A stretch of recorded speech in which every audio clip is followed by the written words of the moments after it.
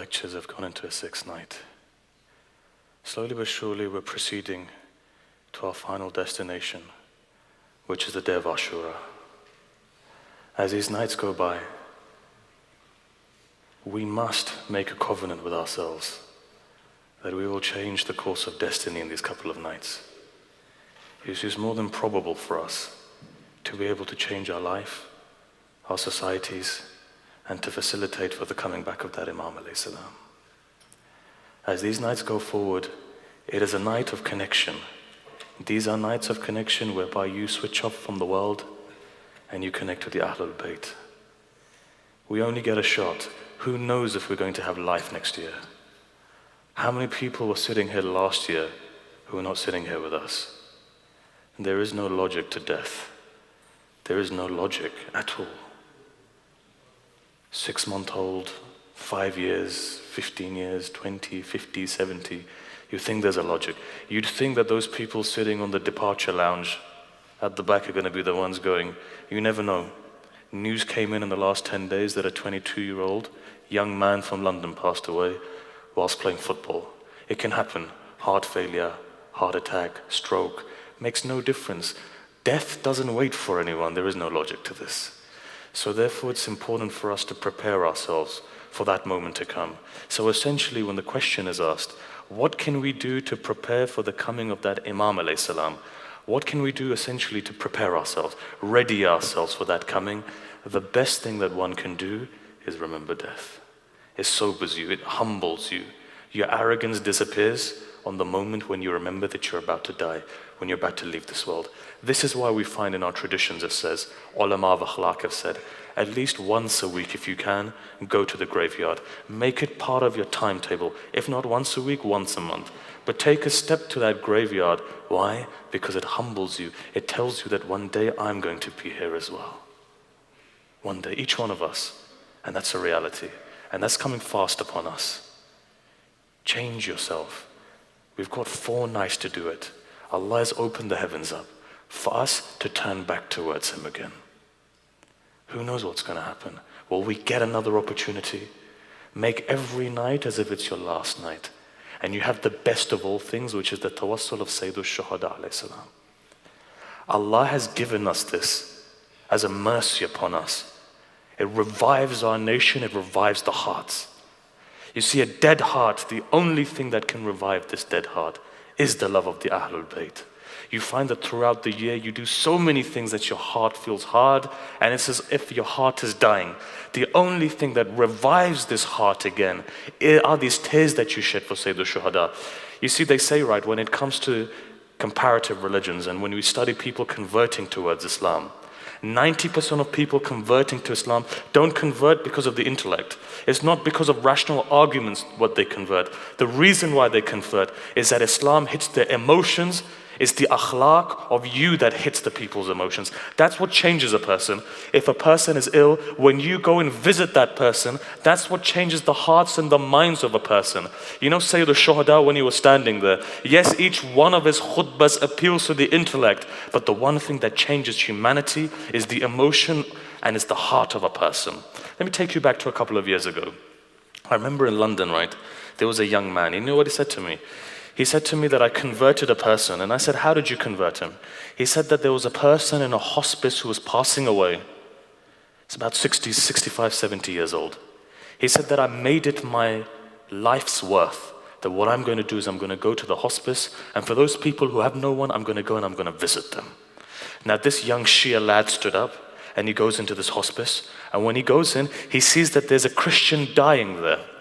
And as he comes to the Christian, he says to him, I bought you food. I'm here to help you. Can I wash you? Can I clean you? Can I aid you? He didn't ask him, are you Muslim? Are you Jewish? Are you Christian? Are you Hindu? You know what happened? He took the message of Sayyidul Shuhada, right? He took the message of the Prophet of God, that when that woman who used to chuck dirt on him daily, on the day when she didn't chuck dirt, what happened? The Prophet of God goes to her house. When that woman sees the Prophet of God, she says, are you coming to take revenge upon me now that I'm ill? The Prophet of God says, no, I've come to see why you haven't chucked dirt on me. Are you ill today? Can I help you? Can I get you something? At that moment, the woman started to cry. She says, look at your humanity, man. This is what converts people. This young man took this lesson. You know what he did with this lesson? He went and he helped this man. He cleaned him. He washed him. And this isn't something that took place 50 or 100 years ago. It's only a couple of years ago. And you know what? You don't need to be rich for that either. You don't need to, other than have the heart. You can be 14, 15, 16. You know what this man says to this Muslim child, this Shia child? He looks towards him and he says, son, you're a good Christian. At that moment, this young man looks at him and he says, why on Islam? Look at Islam, look at the Muslims. Today, when a person does a good act, what happens? You're a good Christian. See, that's the difference. Today, Christianity is doing something that people say you're a good Christian. We haven't done anything. Why haven't we done something? If only we would show our humanity that Sayyidul Shuhada has taught us, you find many people convert. You know what he turns around and he says? He says, you know what? I'm not a Christian, I'm a Muslim. Guy looks up at him, he says, but I thought Muslims were bad. He says, not this Muslim. He says, tell me, what does your religion say? Do you know that my children haven't seen me in 1 year?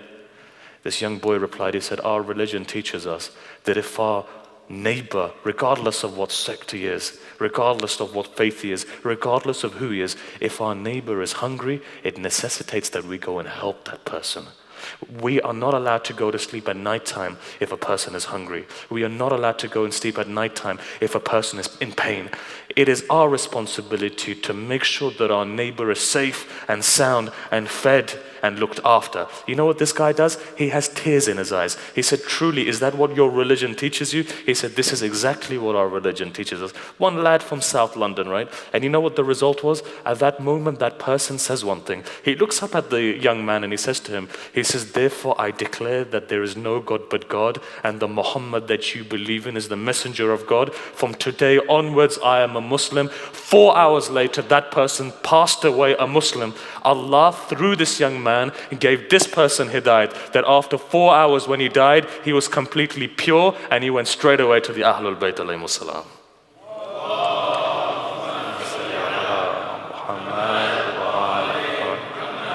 Now let me not say that this only takes place in South London. I know it takes place in Toronto as well. With all of these people, have the heart to make that difference.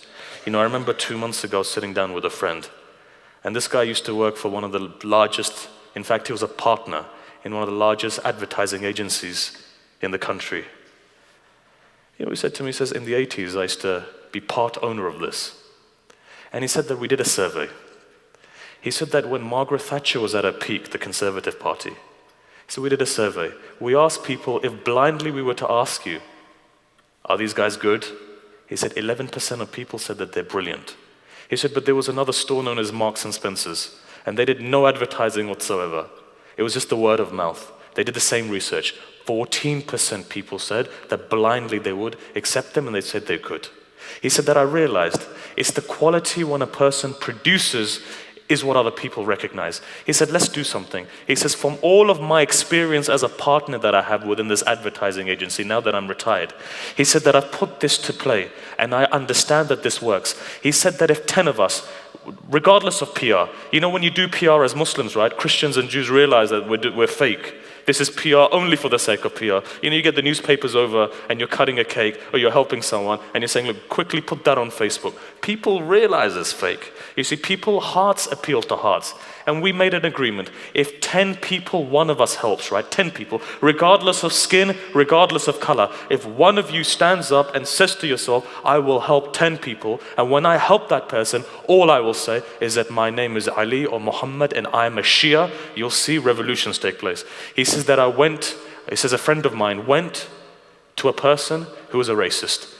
And we have this party known as a BNP. It's like the KKK, right, pretty much. He says that I went to this person and I said that your son is disabled. He says, let me help your son. You don't have enough money? I'll give you the money. You know what happens? You know what this guy says? He says, all of this time I thought you brownies were bad people. The minute he helped his son, there was a shift in his attitude. He says, from today onwards, I realized that you're better than me. One person he helped. If you help 10 people, right, and that chain goes to 6 people, you realize that you can help up to 100,000 people. Families, in fact, you can change the life of families like that. One person has an impact. If, for example, all of you here were to help just 5 people, you find that at least a quarter to half of Toronto would know who the Shia nation is. All you need to say is, my name is Muhammad and I'm a Shia. That's it. It's important for you to tell them that you're a Shia to differentiate, right? So if you go and if there's a person hungry and you see that that person is hungry and you go and you give him a pizza, let's say, you say, look, it's only £5 or $5 or $6, you give them that pizza. What do you say? You say, look, you're hungry. And we've tried it. It's tested and tried. All you need to say, it's my humanity that Sayyid al-Shuhada teaches me. Here's a pizza. I'm dedicating this to Sayyid al-Shuhada. No, my name is Muhammad and I'm a Shia. That's all you need to say. You know what revolutions come with that? It's grassroots level that makes the difference. It's not from legislation. If it was from legislation, Yazid would have been the most powerful man. It was Hussein who changed hearts, because from a grassroots level, he worked with the people. He changed the hearts of the people. This is why today he's known as the King of Hearts. These are practical steps. It's important for all of us to do tabligh. This is how we do tabligh. Make that practical step. Make sure you can change yourself. So you see, from the hospice to helping one person, okay, I don't say 10 people, at least have one family. You know, there's a family who can't send their children to school. You have that money. Now imagine this. If you were to help just that one person and that one person made a difference, what would happen? I had a friend of mine. He used to be an atheist, right? At the age of 17, 18, he converted. So I asked him, I said, what was the catalyst that made you convert? He says, look, when I looked towards God, I didn't see it in any religion. So I was very arrogant about it. I used to debate people of religion. But he said that I had a concept of God, that if there was a God, it would be like this. He said, I bumped into a girl with a scarf on and I started to laugh. I said that this girl's wearing a scarf and she's at school, and so we decided to talk. And as I spoke to this girl, I realized that there's something about her that's different. She gave me one tradition, and that tradition was from this guy called Hussein. You know what I did? I went onto YouTube and Google, and I Googled it. He said that the minute I Googled it and I read one saying of Hussein, it attracted my heart. You know what the Ahlul Bayt say? Ahlul Bayt say, just give them one of our sayings, we'll do the rest of the work. You know what he turned around and he said? He said that when I read the tradition of Hussein, and then after that of his father Ali ibn Abi Talib, he says, I got to the conclusion that the God I was looking for was found in this Ahlul Bayt. He said, at that moment, then I turned around and I said, from today onwards, I will follow the God of Hussein and the God of Ali ibn Abi Talib alayhi salam.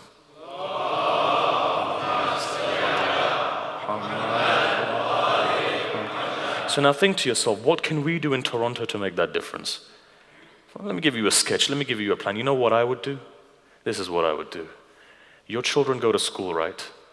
You know the best time to teach someone is when they're young. Each one of you guys have children who go to school. School starts off at what, 4, 5, 6, 7 years old. Now every teacher is waiting for their child to stand up in assembly for half an hour and say something. And a lot of times you find kids, they're not willing to do that. Train your children to be public speakers to an extent. Give them that opportunity. Have a relationship with your schools. Go into school, build a relationship. Today you find that people don't know us. They're isolated. You know, this morning there was a Christian delegation who came here. The first thing they said that mosques are closed. We didn't even realize that there was so much similarities between Islam and Christianity. After a 45-minute session, after that they were saying, well, we didn't realize there was so much similarities. Why? Because we don't go outside and to show ourselves to do the plea. So you know what happened? At that point, you found that if you do that, and if you go into schools, you train your children, you have a good relationship. The day of Ashura comes, right? Now let's say around about Ashura you have an assembly, and your child goes up and he speaks 10 minutes in that assembly. He doesn't give any narration from Muslims. You just need to take Gandhi, for example, whether you like him or not, right? Take non-Muslims and see what they've said, and there's enough non-Muslims who've talked about Sayyid al-Shuhada. Now you don't need to take a lot of literature. All you need is an A4 paper or A5 with gloss looking nice. Give it to them. Otherwise, if you give them a whole bunch of literature, they're going to burn it. You don't read all of that. And just give them one saying, something that looks nice. The media world, right? That's what our Q&A is going to be tonight. Media, how you can use PR, how you can use all of this social media. You can use all of this to create a revolution. Revolution in terms of what? Intellectual revolution, social revolution. All of this media power that we have, that your children are able to use, if you were to structure and organize yourselves, you could create an entire movement that's going on. You know, go to London today and see, there are billboards in the tube station which says, who is Hussein? You know, people stop and they look at that because it's colorful. It looks nice. You can say whatever you want about it, but if 50,000 people are clicking and looking at that website, that is an achievement. We can do the very same thing. It doesn't require you to be rich. It doesn't require you to have a lot of money. It just requires you to have the heart. A person with the heart can make the difference. Make sure that this religion is your religion. See it as your religion. Don't look at it as other person's religion. This religion isn't Mr. X's religion. This religion is your religion. Take ownership of this religion and you will see that there will be changes that will happen in society. Take that ownership. Look, go to schools, go to colleges, go to universities, go to the workplace. Open your mosques up for people to come, facilitate for them to come up. You know what we turn around and say? Oh, that person is najis. If the Prophet of God said that person is najis, Islam wouldn't have spread where it did. But we can't allow him to come into our mosque because if he touches our... That's not the case. Open your mosque, bring people in, teach them, do tabligh in the way that our Prophet of God did, right? He didn't isolate people. Oh, bring him in. You see, what happens is that even if you were to have a cup of tea with a person, it breaks down those barriers. It's like what the ulama say. Even if you sit down to have a cup of tea, that's sufficient. Why? It breaks down those barriers. You know, you come down, you're relaxed. It's not all about having a debate with a person. It's not all about even having a dialogue with a person. Just call the person, sit down. Say, you know what? You're a Christian, you're a Jew, you're a Sikh, you're a Buddhist, whatever you are, I'm a Muslim. Let's sit down, let's have a cup of tea. And after, it's the human touch, and you see barriers break. Once those barriers are broken, then you do your tabligh. How do you do your tabligh? One saying, your character. You take that step, and you find people come towards you. Because Ahlul Bayt saying is nur, it's light. I want to take you back. And there was a scholar by the name of Sheikh Abbas Ummi, you've heard of him, right? Each one of you. You know what happens? One day a child comes with his mother, and the mother says, my son is ill. You know what he does? He says, give me some water.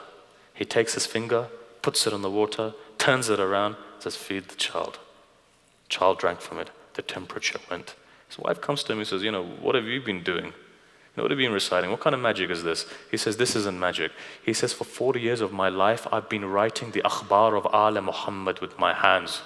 He says that this finger has so much power that it can give shafa to someone. There was another alim as well. He had a very bad migraine. It was persistent, going on. You know what he did? He goes into his library. He takes Usul Kafi out. He puts it on his head. He says, Allah, for the sake of the akhbar of Ala Muhammad, which is light, cure my headache. You know what happens? He says, after that, never did I get a headache again in my life. You see, the sayings of the Ahlul Bayt are nur. Understand the light of the Ahlul Bayt. It moves your heart. It breaks your heart. It changes your heart. Utilize them. Take them forward. Spread that message. But if you give someone the entire Bihar Lanwar, 110 volumes, people are not going to read it. One saying is golden. Look at the person that you're talking to. Give him that saying.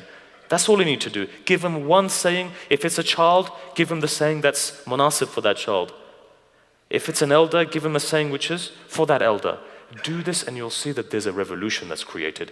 This is what we need to do. That is the power of the human mind. That's the power of the human heart. We need to do that. How long are we going to wait before we don't rectify the wrongs which have been done? On the name of Islam, people are being killed in the world. Shias are being massacred in the world. Islam has a very bad name. When people think about a Muslim, they think about a guy with a 6-foot beard. Why is that? Why is it they think about a terrorist? Why is it that they don't think about you? Why? Because we haven't gone out and done that tabligh. Therefore, for the sake of Imam Hussein, take that message of Sayyidah Zainab and take it out into the people, and you'll see one man can make a difference. One man has made a difference within history. One man can make a difference within history. Because each one of you are what? Each one of you are the representatives of the 12th Imam alayhi salam. You see, understand this concept. Understand this, it's a reality. You are a representative of the Imam, therefore you are a born leader. If you are a leader, go out and lead then, in the way that you find Malik al-Ashtar leading. You see, what is the difference between us and Malik? The difference is that Malik had the heart, we don't have the heart. See, that's what it is. You know what Amir al-Mu'mineen says? Who is Malik? A non-ma'asum, he's not even a ma'asum. But Amir al-Mu'mineen says, you know when the news comes that Malik has died, Imam starts crying. Imam says, just as I was to the Prophet of God, Malik is to me. He helped me. He says, if Malik was a mountain, he would be so high that even the birds wouldn't be able to reach it. That's Malik al-Ashtar. That's Malik al-Ashtar. Look at the way that Malik is, right? They say there's a tradition like this, that a man was standing there, and he was very ta'assub, he was very arrogant. He sees Malik was walking, and as Malik was walking, he didn't realize this was Malik. He sees a black man walking, because in those days they were racist. Even today you find people are racist, especially within Muslims, right? We find that we're very racist when it comes to other nationalities and cultures. We don't open our mosque to other people. In the same way, this guy was standing there, and he sees this old black guy going, and he spits on him. You know what Malik does? He wipes it away. And he goes towards the mosque in Kufa. 3 or 4 people were standing there. They go up to this guy, they say, you know who that was? I said, no. He goes, that was Malik al-Ashtar. This guy's legs started shaking. He goes, man, you should have told me before. I wouldn't have spat on him then. He says, why? What did you spit on him for? He says, Malik al-Ashtar. He goes, you can kill me then. He's meant to be a brave warrior. The guy goes running, comes up to Malik, he grabs him by the feet. He says, Malik, forgive me. Malik al-Ashtar looks up, he says, my friend, I've already forgiven you. I was praying 2 units of praise for forgiveness for you. That is a Shia of Amir al-Mu'mineen. What is a Shia of Amir al-Mu'mineen? Have the heart. The more you increase your capacity, the more your tashayyu increases within you, the more wilayah increases within you. What is the common denominator? Is the wilayat of Amir al-Mu'mineen. What is the wilayat of Amir al-Mu'mineen? Even if you were to be hung, drawn and quartered, you would still say, Ya Ali. Look at Maytham at-Tammar, right? Who is Maytham at-Tammar? Maytham at-Tammar was a Persian. He was an Iranian. His name was what? Maytham at-Tammar, but his name was Aslam, right? In the tradition it says, Maytham at-Tammar one day was sitting there, and Amir al-Mu'mineen comes to him. And that Amir al-Mu'mineen, who's the master of the universe, comes to Maytham at-Tammar when he was selling dates. He looks towards Maytham at-Tammar and he says, Maytham at-Tammar, why don't you go and spend time with your family today? I'll take care of your stall. He says, I'll take care of your stall. Maytham at-Tammar says, Mawla, you've come to me, you're going to take care of my stall? He says, it's fine, if you're going to take care of it, I'll go. Amir al-Mu'mineen is sitting there, right? A guy comes. He was a munafiq. He says, Ali doesn't know how to sell dates, let me test him. He takes a fake coin, he gives it to Amir al-Mu'mineen. Amir al-Mu'mineen takes it without even looking at it. He says, what do you want? He says, I want half a kilo, let's say, of dates. He gives him those dates. He takes the coin, the guy goes away. A person comes up to him and he says, Ali, do you know he's given you a false coin? He says, don't worry, he's going to be back in a minute as well. This guy goes, he takes the dates, he puts it in his mouth, he realizes it's turned into stone. He comes back and he says to Amir al-Mu'mineen, you've sold me stones, you were meant to sell me dates. He says, why don't you put it back in? As he put it back in, they turn into dates again. He said, listen, don't sell me, don't give it to me a fake coin. Remember who I am. This guy goes, Maytham at-Tammar comes. Amir al-Mu'mineen says to Maytham at-Tammar, come, I want to show you something now. He says, you love me, right? You have ishq of me, right? Let me show you something. They go for a walk. And Maytham at-Tammar, as he goes for a walk with Amir al-Mu'mineen, Imam comes to a location. He says, Maytham, I want to show you where you're going to be killed in my love. Maytham's face goes red. He says, is it going to be in your love? He says, in my love. He becomes happy. He says, it's an honor for me to die within your love. They say afterwards when Ubaydullah ibn Ziyad had captured him and put Maytham at-Tammar in jail, Amir al-Mu'mineen said, you will die in this place, there will be a tree here. Maytham at-Tammar used to go and water that tree. Why? Because my Mawla said that I'm going to be hanged here. Afterwards what happens? You see Ubaydullah ibn Ziyad calls him and he knows. He says, what did Ali say? How did Ali say that you were going to die? He says, Ali said that you were going to hang me in this way, you're going to cut me in this way, you're going to break my fingers in this way. Finally, you're going to pull out my tongue. Allah says, right, we're going to do just the opposite of that. Put him in jail and let him die in there. Maytham goes there, starts doing tabligh. And eventually, where Allah says, right, grab him and take him. Grabbed him and took him. Where did they take him? That Amir al-Mu'mineen, when he says something, it happens. Before I finish the story there's another story that comes to mind. You see, Ali ibn Abi Talib as well. There's a guy who comes, and I think at the beginning we narrated this. It says a guy comes to him, says, Ya Ali, he's on one of the munafiqs. He says, you claim to know everything. Tell me, what am I going to eat tonight? You know what he turns around? He says, you're going to have firni tonight. You're going to have rice pudding tonight. He says, fine. You know what? He goes back home. He says, now I'm going to make sure that I don't have it. The traditionist says. He goes to his wife. He says, tell me, what's there to eat? She goes, rice pudding. He says, fine, you know what, I'm not going to eat today. Let me go next door. Goes next door, knocks on the door opens up. Guy comes out, he goes, look, you know what, I'm starving. You have anything to eat? He goes, yeah, rice pudding. He goes, man, this is Ali ibn Abi Talib. He goes, what is this guy on? He comes out, he goes, there's a caravan coming, there's a hamla coming. He goes up to them, he says, they're coming from far away. Surely they're going to have something to eat. He goes up to them, he goes, look, I'm starving. I haven't ate anything all day. He says, have you got anything to eat? They said, yeah, we've got loads to eat. What have you got? Rice pudding. He says, this is Ali ibn Abi Talib. When he says something, it happens. That's what Amir al-Mu'mineen is. When he says it, it takes place. So in this way, says to Maytham at-Tamar, this is the way you're going to be hanged. Maytham at-Tamar says, Ubaydullah says, right now, hang him. He goes, there's no way of shutting this guy up. Hang him, but don't pull out his tongue. As Maytham at-Tamar is being hanged, they come and they rip his stomach, his gut falls, they break his fingers. One by one, they're decomposing him, basically they're breaking him up. In the tradition it says his daughter comes into the way. Now imagine your daughter coming into the way saying that, you know what he says? He says, get out of my way because I'm drenched in the walaya of Amir al-Mu'mineen. Don't distract me now. And he begins to recite Amir al-Mu'mineen. That's where his mi'raj begins towards Amir al-Mu'mineen.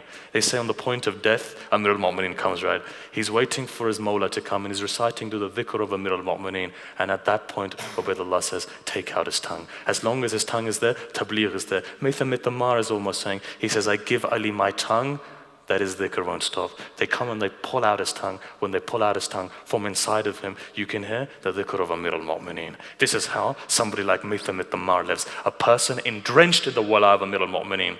That is how we should be. Even when the enemy's swords are between our necks, at least we should have it within us that we are true followers of Amir al-Mu'mineen. How do we become true followers of Amir al-Mu'mineen then? The only way we do that is if we put into action what Amir al-Mu'mineen has said.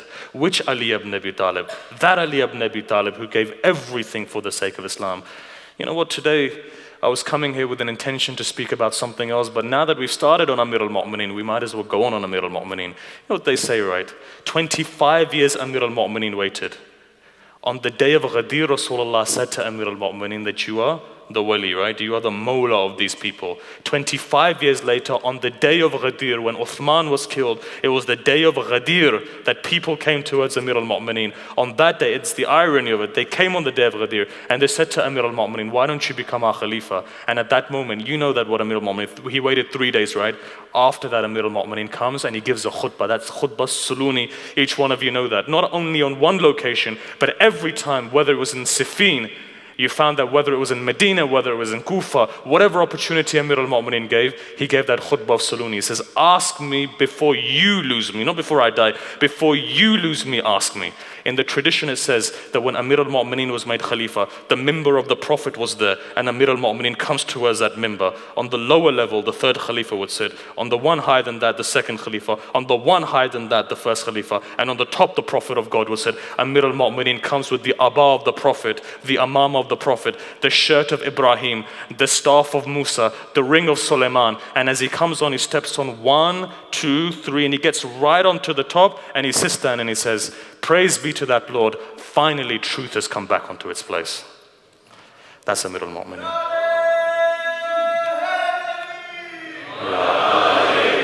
It's Amir al-Mu'mineen. So he stands there, when he goes into Kufa, into Masjid al-Kufa, he says, ask me before you lose me.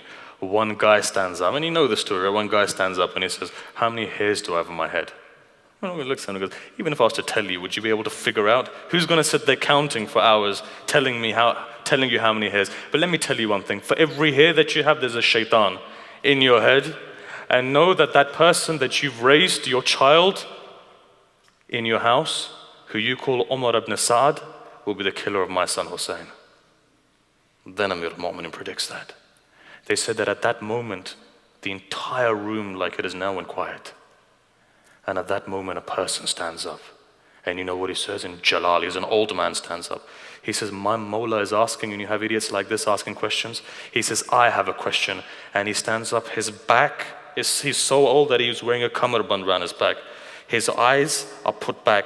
His eyebrows are put back. He has an amam on his head. He looks weird to the people. He comes and he says to Amir al-Mu'mineen, he says, Ya Ali, can I speak in my language to you? He says, yes, speak in your language. Amir al-Mu'mineen doesn't ask for a translator. He begins to speak fluently in this guy's language. All the munafiqun are sitting there in Masjid al-Kufa. After he finishes, he gets up and he walks out. Somebody comes to Amir al-Mu'mineen and they ask him, says, Ya Ali, who was that person?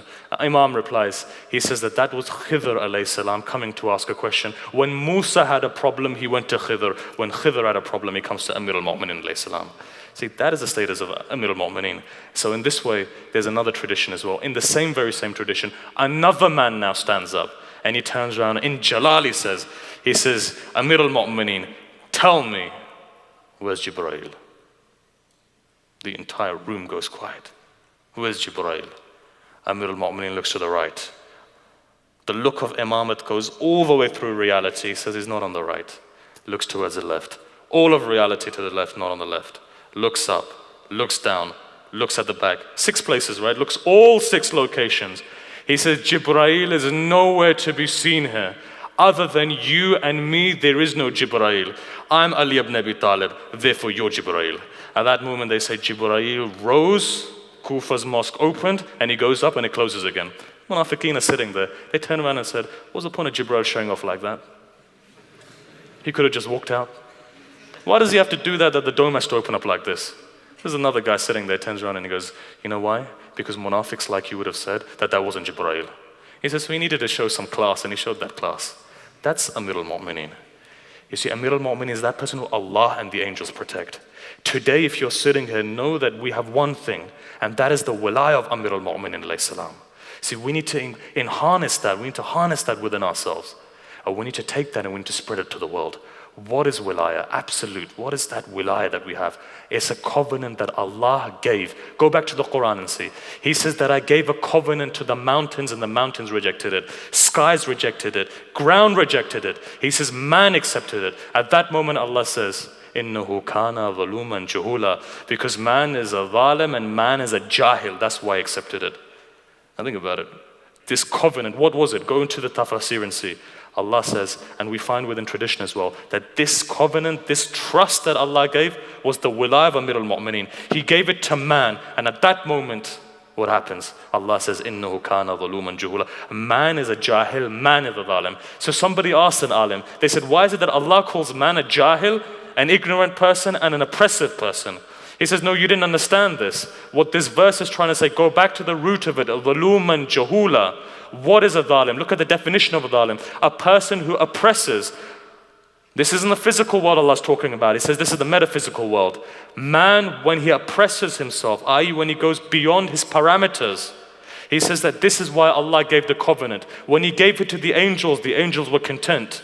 When he gave it to Satan, Satan was arrogant. When he gave it to Adam, what did Adam say? Adam says, ظَلَمْتُ نَفْسِي, I've wronged myself. Why did he give it to Adam then? Because he knew that Adam had something that the angels didn't have and what Satan didn't have. Adam had something. What was that something? Satan was arrogant. Angels were content. Man, when he looked towards God, he said, what am I? I've oppressed myself. What does that mean? Let me explain it to you in another way. Wilayat of Amir al-Mu'mineen is ishq, love. Go back to the stories of Layla and Majnun and you'll understand, man. You know what it says in the stories? Or in fact, go to your own practical life. For those people who are old enough, go back to when you were 19 or 20. Go back and see, you know when you first fall in love, what happens? You go out of your way for that thing, for that focus of love. And if you go into poetry and if you go into the stories, you'll find that whatever that guy does for the beloved is not enough. He turns around and he says, I wish I could do more. I wish I could do more. I wish I could do more. It's not sufficient for you. I wish I could finally give my life for you. Look at the way that companions of Sayyid al-Shuhada were. They said, even if we were to be shattered into 1,000 pieces and blown into the air 1,000 times, we'd still say, Labbaik ya Hussein. Why? It's love that does all of that. So essentially, what is God saying? He's saying that Adam, after having done everything, still wasn't content with himself because Adam had the capacity of love in his heart. And that love was the wilayah of Amir al-Mu'mineen. In this way, when Allah says, ظُلُومًا جُهُولًا, what does he mean? He says, man is oppressive. Why is man oppressive? Because man will oppress his soul until he doesn't reach Allah if he understands true love. And he is ظُلُومًا جُهُولًا. He's also ignorant as well. Why is he a jahil? Because he doesn't know what is behind the curtains. You see, he doesn't know what's going to happen, but he still goes forward, charging forward, not realizing what the pitfall is, but he still moves towards God. Allah says, that is what I like about man. The ability of man to come towards me because he's intoxicated in my love. That's what makes the difference. You see, and this is why when you look at the Shia has a potential and a capacity more than anybody else to love. So it makes us different. You know, poem comes into my mind. And the poets come, I'll tell you. I'm not a poet, but I'll give you this poem. Remember when I was in Qom, one of the students of Allama Tabatabai gave this poem. He says, if you look at creation, look at it in this way. And it's in Farsi. He says that, Maros khaki Layla Faridan. He says, I was created from the dirt of Layla. Layla and Majnun, right?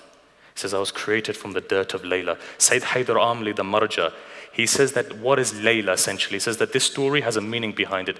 Layla comes from Layl. Layl is night. Night is hidden. Night holds the love of Allah. Why is it that we've been told to stand at night at Qum al-Layl, stand up at nighttime? Even the Prophet has been instructed, Qum al-Layl. Why stand up at nighttime? Because nighttime is Tawheed, daytime is multiplicity. Daytime symbolizes dunya. You're going to work, you're going to school, you're coming back, you're speaking to your family. Why multiplicity? All of this is multiplicity in the daytime. But nighttime is Tawheed. At that nighttime when everyone goes to sleep, you are alone with your Creator. Allah says, come, Qum al-Layl, stand at nighttime. Why at nighttime? Because it's maqam jam is maqam Tawheed. So in this way it says, Layla has that quality. What is that quality that holds night? What is night? Night is ishq of Allah, love of Allah. At that moment, Allah calls His servant. And at that moment, Allah says to the angels, look at my servant standing in the mihrab. What is mihrab? Place of harb. What is place of harb? Place of war. He is standing and doing war with his nafs. At night time, he is worshipping me. Oh angels, and Allah takes pride in that. Look at my servant praying to me at night time. When Fatima Zahra alayhi salam was asked, what is the one thing you like about Ali ibn Abi Talib? Again, one of the students of Allama Tabatabai told me this. He says, what is the one thing that you like about Ali ibn Abi Talib? You know, she replied, she said, the of Ali when he stands at night time supplicating to his Lord. That that comes out of Ali is the broken-heartedness of Ali ibn Abi Talib, the yearning towards Allah, the The Urafa said the of Ali was the manifestation of the verse وَنَفَقْتَ فِيهِمْ مِنْ رُوحِ. It's the manifestation of the breath of Allah that He blew into Adam. In fact, they say the breath of Allah which He was blowing into Adam was none other than the haqiqat Muhammadiyah. When He was blowing the reality of the Prophet Muhammad into Adam, at that moment Allah says to the angels, now bow down. Why? Because it was the greatest of all creations that Allah was putting into Adam. In the same way when Ali said, what is the haqiqat al-Muhammadiyah? The manifestation of this is the haqiqat al-Alawiyah, which is Amir al-Mu'mineen. Fatima al-Zahra says, when Amir al-Mu'mineen stands there broken-hearted, yearning for his creator, and he says, that is what I like about Ali ibn Abi Talib. In a tradition it says, a person comes, knocks on the door, she opens the door. As she opens the door at night time, the man says, your husband has died. She looks over and says, why? He says, he's passed out in the mihrab. He's dead. She goes, don't worry, when Fajr time comes, he'll come again. I'm used to this. Says Ali would stand there like a snake, shivering. You know when a snake bites you and then or scorpion shivers. He says, this is Ali ibn Abi Talib. The way he shivers at night time, the way he's broken. In fact, there was a companion, when Muawiyah asked him, he said, why do you think that Ali is so great? What are the qualities of Ali? He said that Ali would sit down with a poor like them. He was so humble. He was so discreet. He was so nice. He was just. He was loving, he was caring, and at night time when he stood there as if a snake had bitten him. He would shake at night time in front of his Lord. He would cry and he would hold on to his beard. And as he would hold on to his beard, he would say, min qillat al-zat wa bu'd al-safar wa wahshat al-tariq. He would talk to Allah and he would say, look, the journey is long. You see, I've got hardly any a'mal with me. The journey is long. It's dangerous. I need to go a very far distance. In the same way, when each of you look at yourself, if Amir al-Mu'mineen is saying to Allah, then look at my amal. What are my amal? What is there in my amal? The journey is far. What have I done? Nothing. In the same way, in these nights, we need to use these nights. Why? For that one purpose. By using these nights, at least we can get to Allah. At least we can understand the reality of Amir al-Mu'mineen alayhi salam. This is what we've been geared for. If we need to understand Karbala, it is important for us to understand Karbala through the face of Wilayah of Amir al-Mu'mineen. That's what's important. Instill within yourself so that tomorrow you can go out and you can preach to the people in a way that you understand this Wilayah. It's essentially love. Nighttime is ishq then, right? Love. So in the same way, let me finish this poem then. He says that Naro as khaki Layla faridan. He says, I was created from the dirt of Layla. Na as Adam na Hawa faridan. I wasn't created from the dirt of Adam and Eve. Hame qalu bala guftan o mastan. When Allah in the Quran says, Alastu bi rabbikum, am I not your Lord? When He raises all of the souls, all of them reply, Qalu bala, yes you are. He says that everybody replied, Allah was their Lord. And then after that they were intoxicated in that love. But you know what Allah did for me? Maro sarmast Mawla Faridan. But Allah created me in the intoxication of Amir al-Mu'minin alayhi salam. And this is what started off from the very beginning of my soul, and this is what will take me to my grave. The only thing that will benefit me is the wala of Amir al-Mu'minin. No one thing. When that love hits your heart, right, you will find that alam and mawara, the connection to the higher realms, and all of those things which are ghaib, come into existence for you. And this is why another poem comes to mind. It says, Asadallah bi wujud amad. It says the line of God came into existence. What line of God? That line of God that whichever field he went into, he was successful. He was ghalib ala kulli ghalib, right? It says Asadallah bi wujud amad. It says the line of God came into existence. That passe parda harche bud amad. Whatever was behind in alamul ghaib came into existence. Essentially, what does that mean? Put the love of Amir al-Mu'minin within your heart, and you will see that everything of all of the realities of creation will come into your heart. That the minute you say kun, fayakun takes place. The power of the love of Amir al-Mu'minin. You see, we don't emphasize this enough. Today we are thinking, what is the love of the Imam? The love of the Imam is something that the Prophet of God taught us. You see, in Ghadir, when the Prophet of God raised the hands of Amir al-Mu'minin, this was 124,000 prophets resting on one maqam. Had it not been for the wala of Amir al-Mu'minin, and had it not been for Amir al-Mu'minin, today there would be nothing within humanity which we call complete today. The perfect man and the perfect religion comes with that wilaya. So essentially, if we're sitting here today, it is important for us to go back to teach our children this wala of Amir al-Mu'minin alayhi salam. Figure out salawat, please.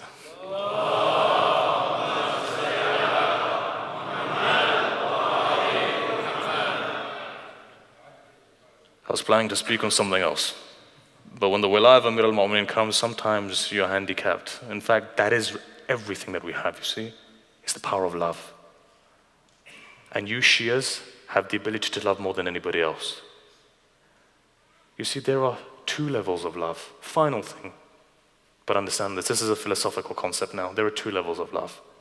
One is known as ishq haqiqi, which is real love. And that love is for the Creator. The other one is known as ishq majazi, and that's superficial love. Superficial love has two angles to it. Haywani and nafsani. The lowest is haywani, higher than that is nafsani. I want to take you to a particular stage, so I want you to understand this. You understand this, you begin to understand wilaya. I want to take you to a stage. You begin to understand love. What is ishq haywani? Animalistic love. Animalistic love is that love when an 18 or 19-year-old youth walks down the mall and he sees something that appeals to him and he falls in love. And that is animalistic love, right? And it happens to the best of us. So you don't hold that youth up that it happened to him as well. Amir al-Mu'minin says in Nahj al-Balagh, he says the heart is like a wild animal. Whoever tames it, tames it. So in this way, one level of love, haywani love. The other level of love, nafsani love. What is nafsani love? The ability to like someone because of their characteristics. What do I mean? Ayatollah Khou'i, right? Some of us love him. Why do they love him? Because of his knowledge, not because of his big beard. So why do you love him? Characteristics? It's the characteristics of the person. First level of love, animalistic love. Second level of love of characteristics. That love of characteristics becomes a bridge for you to the love of the divine. But there is one thing that you find within creation that is the highest level of love. And they say the love between a husband and a wife is not paralleled. Allah, when He manifests His love into the physical world, He manifests this in the shape of husband and wife. What happens? Why is that? Why is this theory there? When Allah manifests husband and wife, you see, when a son or a mother, you see the love between a son and a mother is one way. Mother will always love the son more than the son loves the mother. This is why in the Quran, mothers and fathers have been told to love their children. Children have been told to love their mothers and fathers. But when you find marriage, you find reciprocal love. Now if you want to understand Amir al-Mu'minin, look at it in this way. You know when the Quran says, Maraj al-Bahrain yantaqiyan, right? When it talks about these two oceans, go to Tafsir Qummi and see. They say Surah Rahman in itself is the bride of the Quran. Why? Because all of Surah Rahman symbolizes the Ahlul Bayt. Tafsir Qummi says, it says when we talk about these two oceans, one of them is Amir al-Mu'minin, other one is Zahra. You find the barzakh in the middle is Rasulullah, and what they give as a product is Lu'lu and Marjan, Hassan and Hussein. One dies through poison, the other one dies through being killed. Essentially then, when these two entities come together, the highest form of love, you find that Zahra produced. What does Amir al-Mu'minin say in the Battle of Siffin? When Muawiyah raised all of the Qurans, And somebody asked him, who's with the truth? Amir al-Mu'mineen says, I am Quranun Natiq. If he is Quranun Natiq, then what is the secret of the Quran? The secret of the Quran is this. One Quran Natiq is Amir al-Mu'mineen. Zahra gave birth to 11 Quranun Natiqs. That is the secret in the batin of the Quran.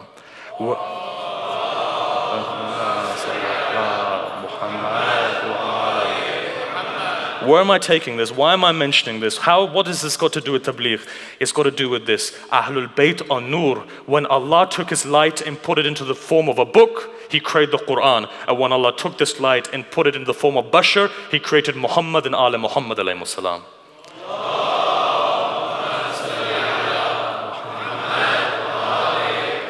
Now, Hadith al-Thaqalain is there. Take the Quran, take the Ahlul Bayt, bring them together, educate yourself in this, build that love in this. When you go outside, you will find that you'll be a formidable person in balance. This is tabligh, this is where it starts off. You start off by working on yourself, and then you'll see the byproduct outside, that you will shift the whole world. You can change the world. All you need is the heart. Go back to the teachings of the Ahlul Bayt.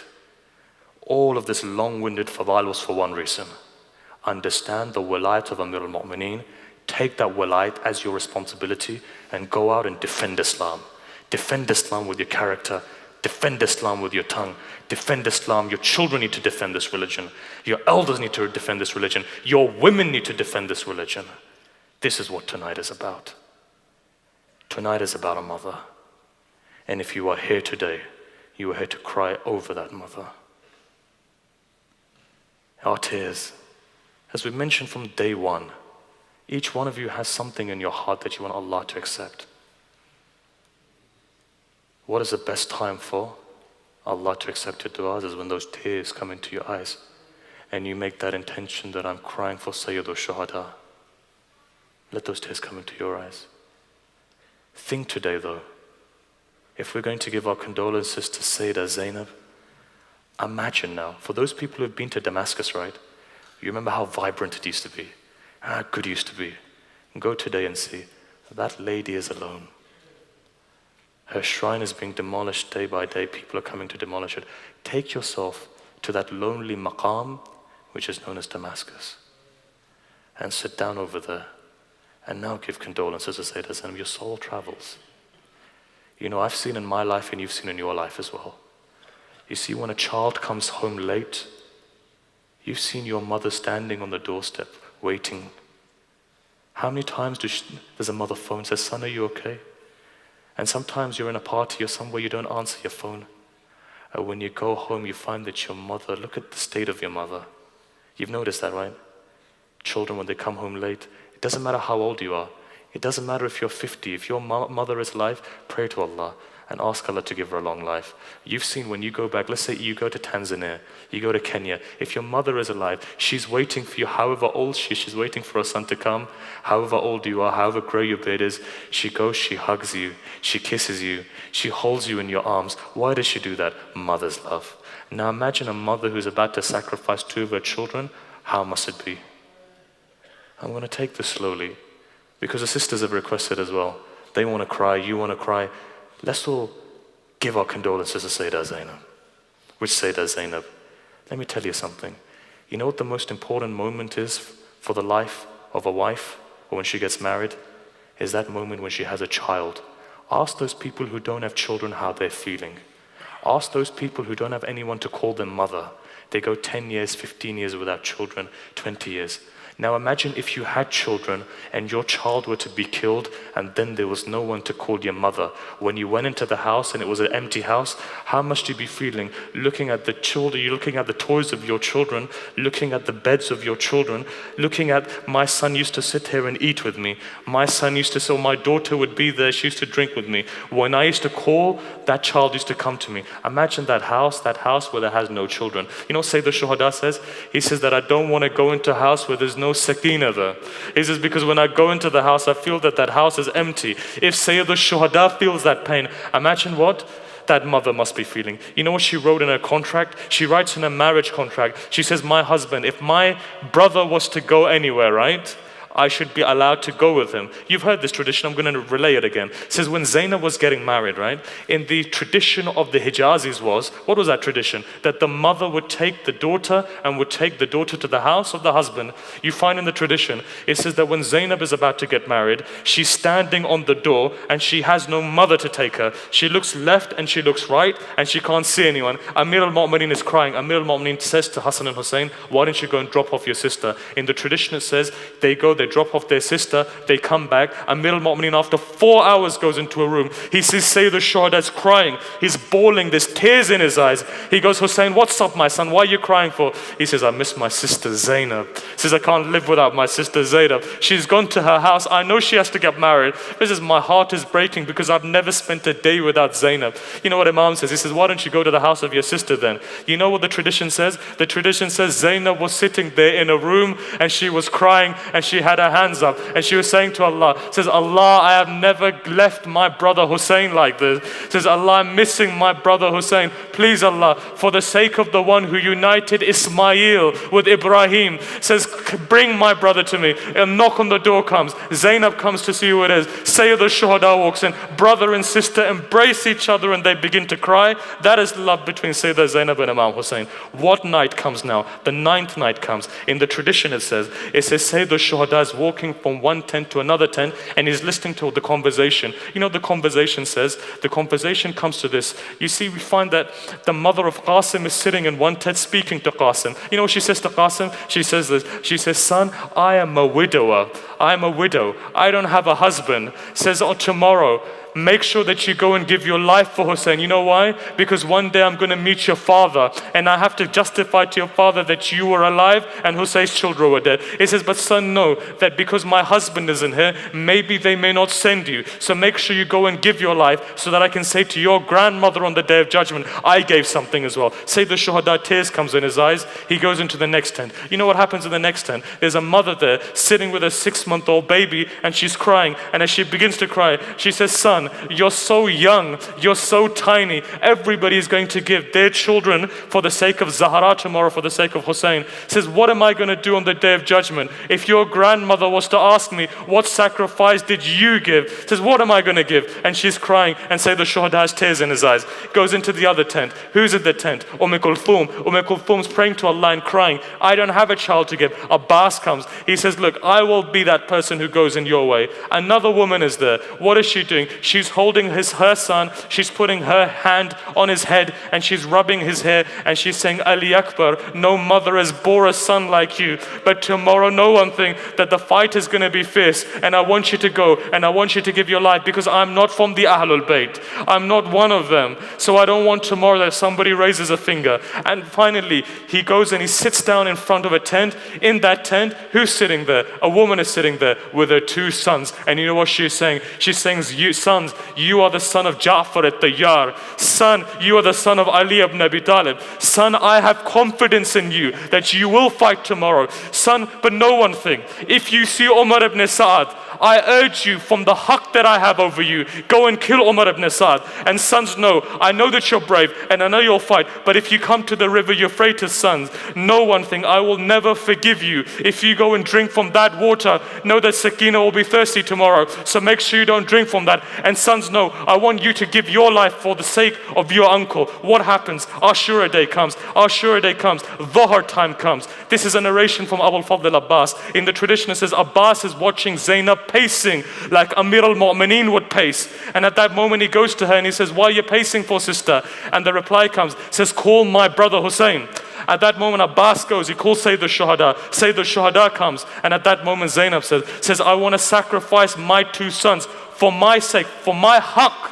Allow my sons to go into the battlefield. Now look what the Maqtal says. You know what the Maqtal says? It says small children, 2 small children, Sayyid al-Shuhada goes and Abbas goes and they dress them. They said the armor was so heavy that those children couldn't have the armor on them. So they removed the armor, 2 children. Sayyid al-Shuhada ties the amama on one of them and Abbas ties the amama on the other one. And as Sayyid al-Shuhada ties the amama, he begins to recite, Inna lillahi wa inna ilayhi raji'un, ridan bi qada'ihi wa tasliman. He ties one amama and he ties the other. Now the children are so small, he grabs them and he puts them up onto the horse. And they say that as these two children go, they converse with each other. And you know what they say? They say, we're thirsty and we're hungry, but mother told us, whatever happens, don't drink from the river Euphrates. And at that moment, those two children attack and they get through and they get to the river Euphrates. And as they get there and as they go there, they say to one another, they say, we will not drink from this because Sakina is thirsty. At that moment, a person comes. He hits one of them on the back of the head and that child falls to the ground. And the other one, he hits on the side of the arm and his arm is chopped off and he falls as well. As both of them fall, both of them scream. You know what they scream? They're tiny, they're children. Everyone else, when they fall, they scream for Sayyid al-Shuhada to come and help. You know what these two children scream? As they fall, they say, mother, come and help us because we've fallen off the horse. At that moment, they say, Sayyid al-Shuhada comes forward. And as he comes forward, the lifeless body of these two children are there. And at that moment, those two children say to Sayyid al-Shuhada, they say, uncle, tell our mother, we died, but we didn't drink any water. Tell them that we didn't drink any water. At that moment, Sayyid al-Shuhada takes both of these bodies back.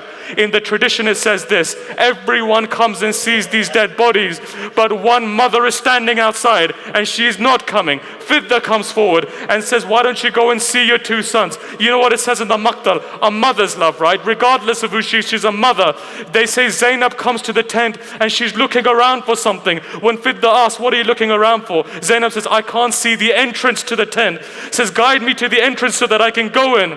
As she goes in, she collapses in between her children. She puts both of her arms on their chest. She says, sons, you fought valiantly, but I've given both of you for the sake of my Hussein. You know what happens after that?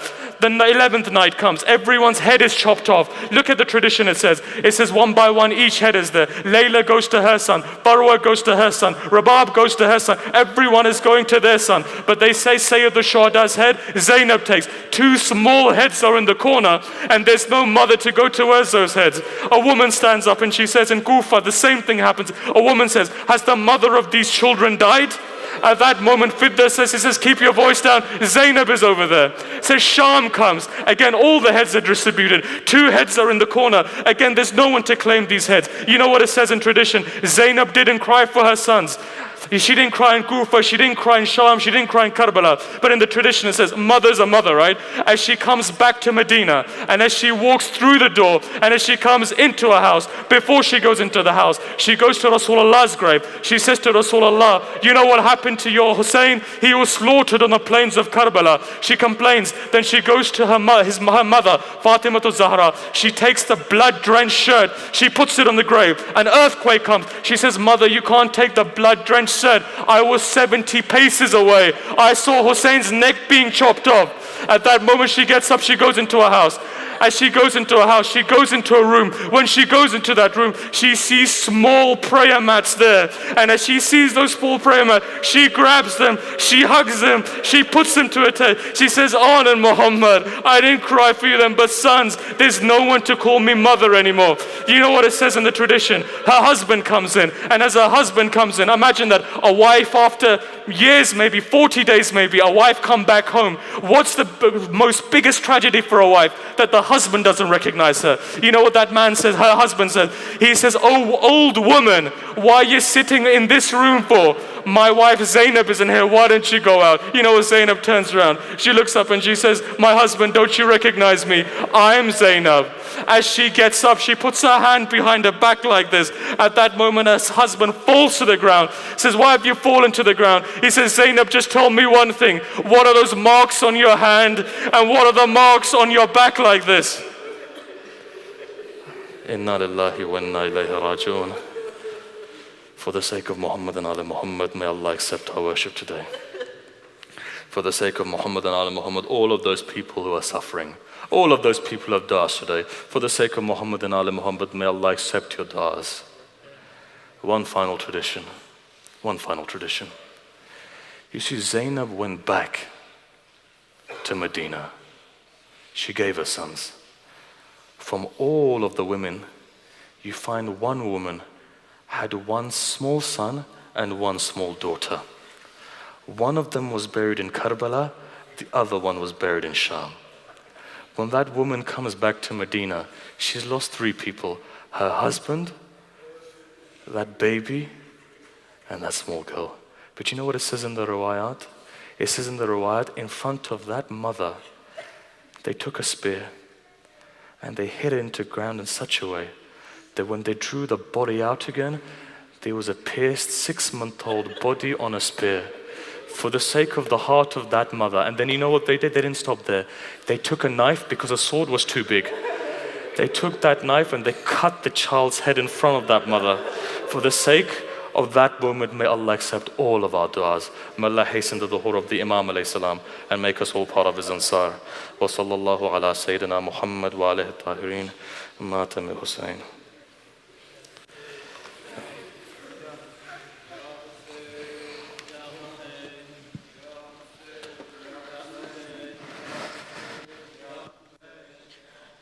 Zainab ne ro